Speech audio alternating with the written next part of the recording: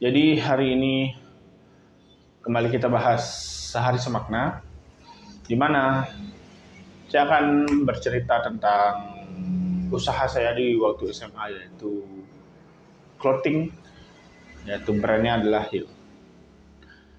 Saya itu dari SMA, lebih tepatnya kelas 3 SMA, sekitar 2012.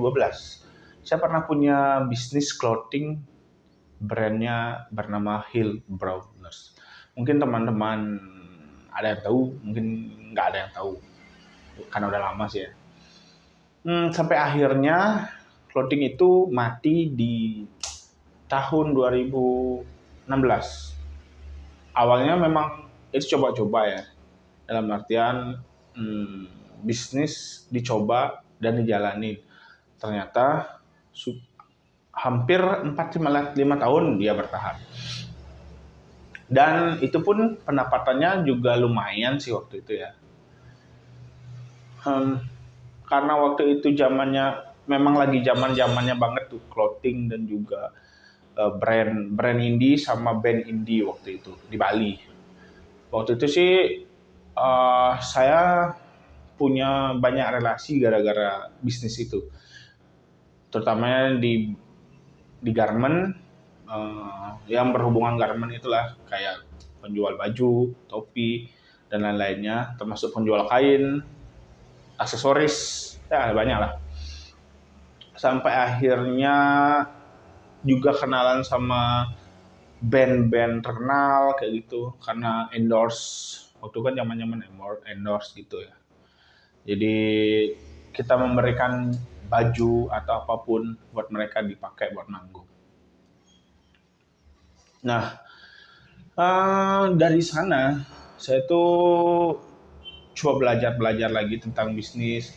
Mungkin itu bisa dikatakan adalah bisnis pertama saya yang benar-benar berjalan secara kontinu, lama, panjang.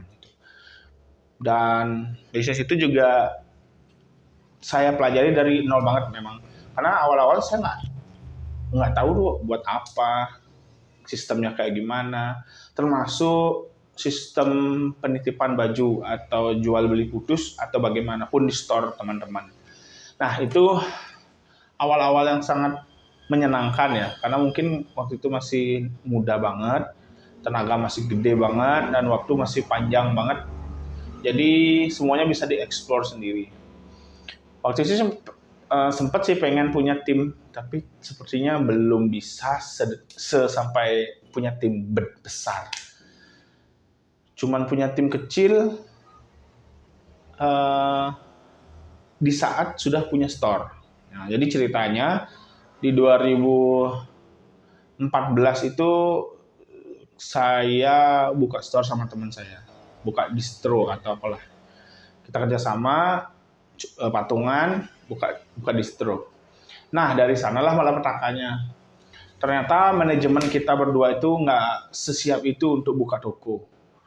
Jadi uang itu habis percuma lah ya istilahnya. Brandnya mati, distronya pun mati. Jadi nggak bisa, ya nggak bisa bangkit lagi lah gara-gara itu. Padahal kalau dihitung uang sih kayaknya nggak terlalu banyak waktu itu habisnya. Cuman ya namanya juga anak muda ya, nggak bisa manajemen. Semuanya kacau, tiba-tiba udah mati aja. Nah, tapi dari sana saya mulai belajar bersosialisasi, kok bukan sosialisasi sih ya, belajar membangun hubungan bersama teman-teman. Terbukti dari dulu itu teman-teman bisnis clothing itu masih berhubungan sampai sekarang. Ya beberapa ya. Kalau untuk band juga masih ada. Termasuk waktu itu brand saya itu udah support band di luar Bali. Ada yang di Jogja, Surabaya, sama Jakarta. Bandung ada ya? Lupa. Yang jelas sampai segitunya waktu zaman itu kita mencoba mencari celah untuk ekspansi, mencari keuntungan. Ya, karena zaman itu memang seperti itu gaya promosi dan juga gaya jualannya. Tapi kalau sekarang masih relate nggak ya gitu? Kayaknya sih mungkin ya. Nah, cita-cita saya kembali mungkin semoga tahun ini bisa. Saya akan buat lagi brand baru dengan konsep baru tentunya. Semoga sih bisa ya. Harus bisa sih harusnya. Nanti saya coba buat lagi lah dengan konsep yang baru. Sehingga bisa menyaingi kesuksesan yang sebelumnya.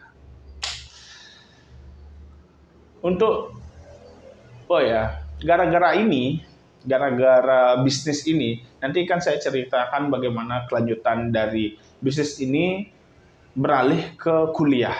Nah, nanti ini akan kayaknya di minggu depan saya akan bahas.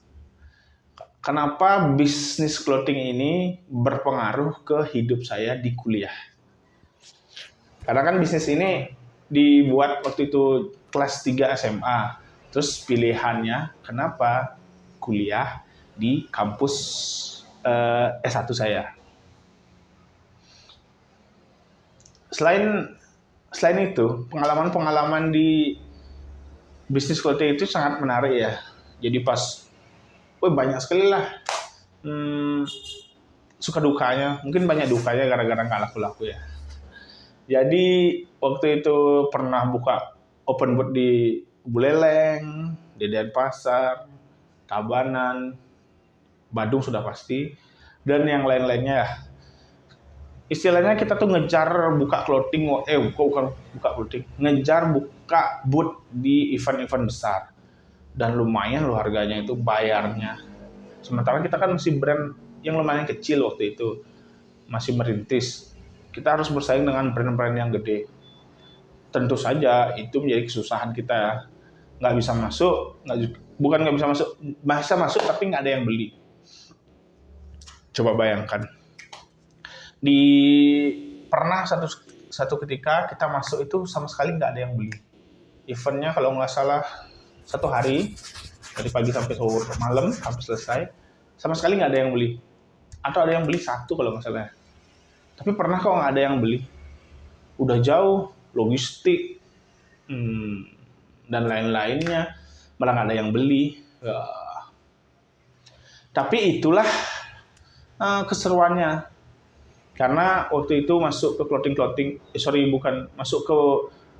bisa open booth itu adalah satu kemewahan bagi kita mungkin pelakunya waktu itu. Karena langsung bisa promosi langsung di lokasi. Jadi langsung menyentuh pasarnya atau target marketingnya. Tapi waktu itu saya kan nggak ngerti tuh marketing lah, apalah, ya jadinya zong, lewat aja. Tidak ada yang nyantol. Namanya juga masih belajar ya kan. Tapi dari sanalah akhirnya saya berproses belajar merapikan pencatatan, merapikan logistik, merapikan event, dan juga belajar tentang bisnis. Apalagi waktu itu saya kuliahnya juga di bagian itu.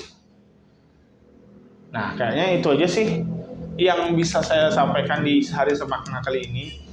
Mungkin minggu depan kita bahas tentang kuliah saya. Oke? Thank you.